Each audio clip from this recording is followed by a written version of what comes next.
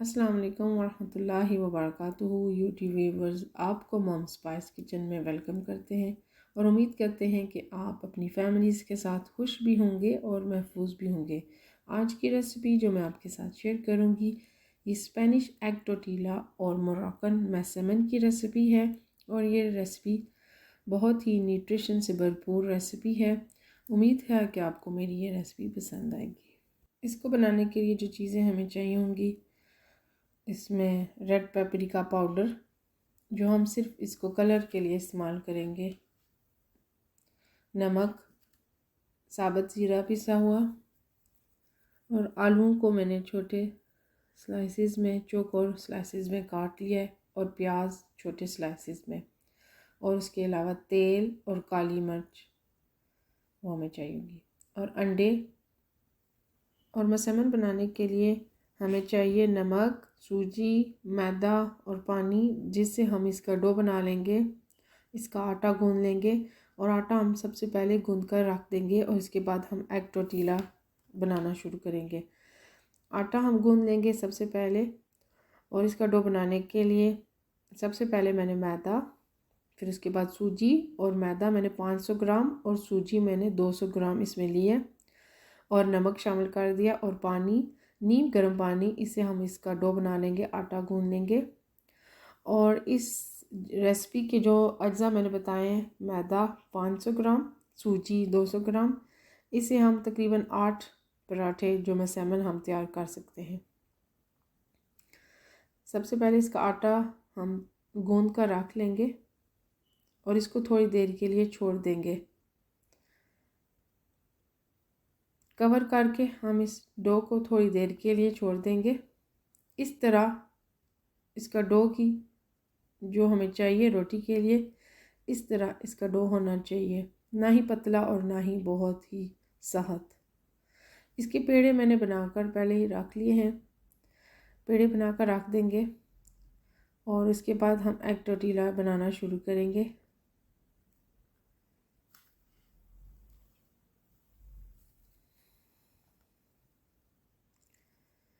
पेड़े हम बनाते जाएंगे और साथ ही हम हाथ के ऊपर थोड़ा थोड़ा तेल लगाएंगे। इसके पेड़े बनाते हुए हम आटा का इस्तेमाल नहीं करेंगे, बल्कि हम इसके साथ तेल इस्तेमाल करेंगे। हाथ के ऊपर तेल लगाते जाएंगे और इसके पेड़े बनाकर रख देंगे।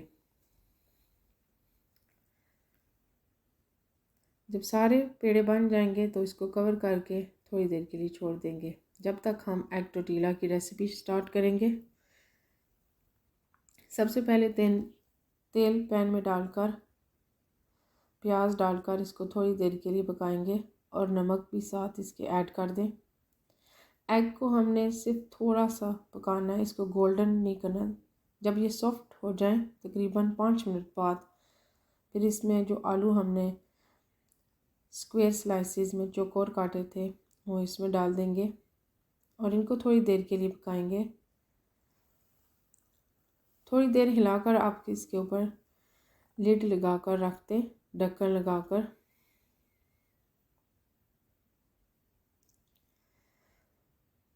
इसको ढक्कन लगाकर मैंने छोड़ दिया था। अब इसमें मैंने ज़ीरा पाउडर, सिर्फ ज़ीरा पाउडर, गरम मसाला नहीं, और रेड पेपरिका पाउडर डाला है।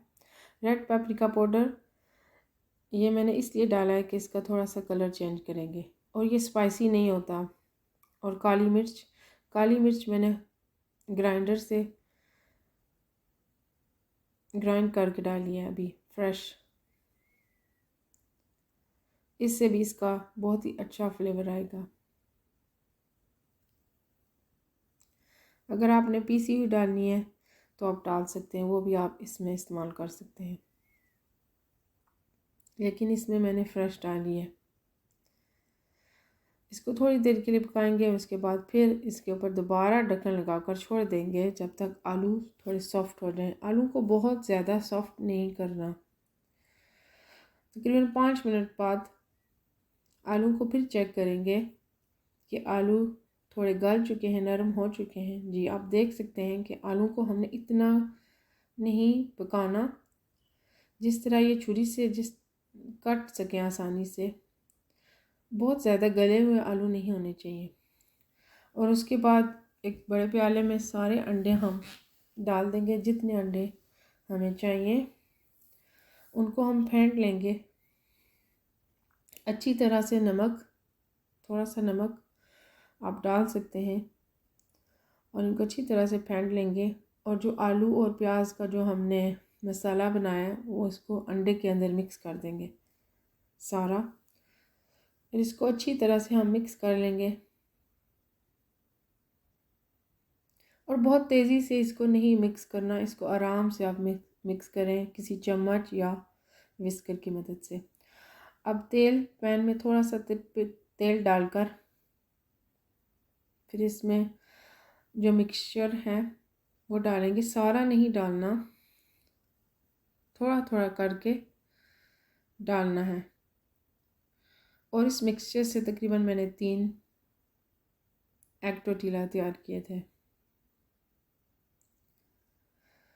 इसको हम थोड़ी देर के लिए छोड़ देंगे और फ्लेम को बिल्कुल स्लो कर देंगे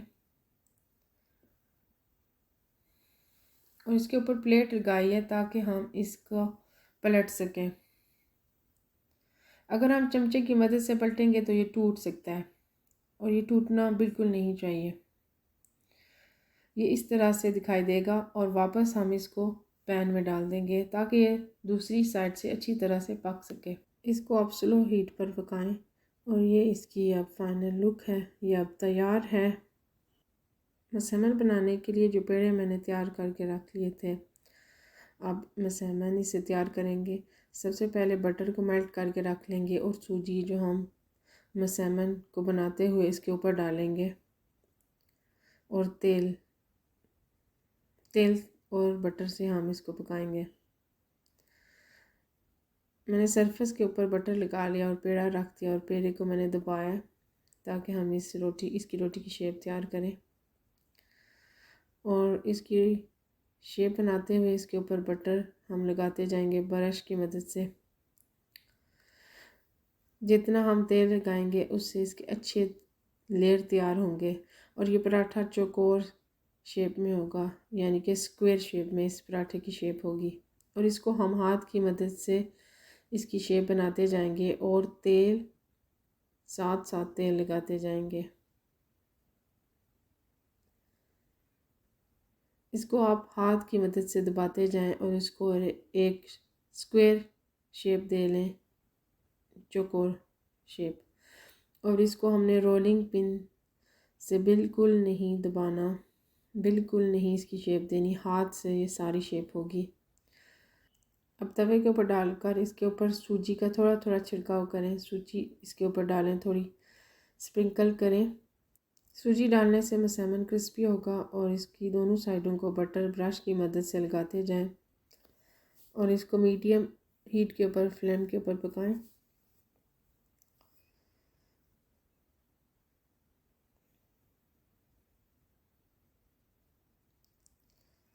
इसकी शेप स्क्वायर होनी चाहिए, चौकोर शेप होनी चाहिए। ये तकरीबन ऑलमोस्ट हमारा मसैमन तैयार है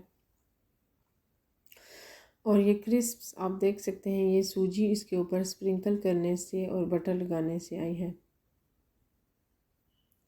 और इससे इसके लेयर भी बहुत अच्छे आएंगे। तकरीबन पराठा हमारा तैयार है और रेडी टू सर्व है।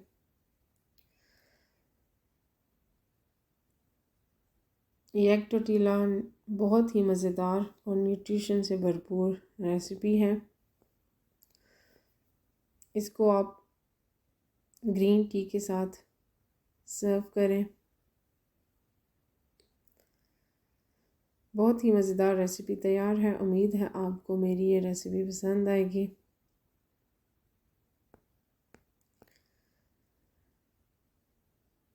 एग टोर्टिला को मैंने गार्निश किया है मिंट लीव्स के साथ। आप अपनी रेसिपीज़ को अच्छे तरीके से गार्निश करेंगे और पेश करेंगे तो इससे खाने में भी और मज़ा आएगा और देखने में भी। और ये टोर्टिला की रेसिपी बहुत ही मज़ेदार और एक डिफरेंट रेसिपी है। उम्मीद है आपको ये एग टोर्टिला की रेसिपी पसंद आएगी। अगर आपको रेसिपी पसंद आए तो प्लीज़ कमेंट बॉक्स में ज़रूर बताया करें। Thank you.